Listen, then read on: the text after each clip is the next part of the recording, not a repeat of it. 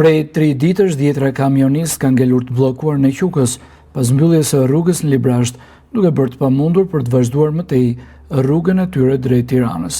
Sipas kamionistëve, Këshilla e ARSH-s bie pasi ata kanë bërë zhdoganimin e mallit dhe kanë të pamundur që të futen në Maqedoninë e Veriut, pasi nuk ka një marrëveshje mes dy qeverive për këtë anomali.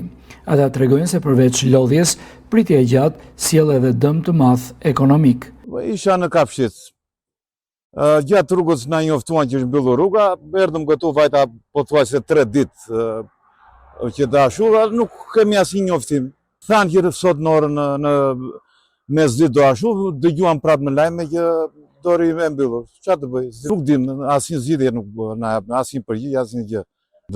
Patjetër dëm ekonomik, s'është puna e dëm ekonomik, duam një zgjidhje.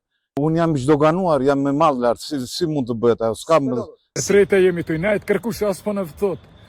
Jo nesër, jo mas nesër bëhet, jo diçka kur gjo. Policia po në përgjaj që ku kemi lënë kamiona në për rrugë. Që 3 ditë. Kur gjo, shka kemi bo? Na letrët i kemi kryna, s'mune me dalë tash në qafta anë i pet. Vetëm këtu, se s'mune kërkush kret letrët i kemi ndreqen. Problemi madh, kemi ditë që presim, vetëm presim, por nuk kemi përgjigje. Në kushte të tilla kamionistët nuk mund të bëjnë asgjë, përveç se të presin, pasi janë të izoluar ndërsa rruga nga Përmeti është e jetë e vështirë për ta përshkruar.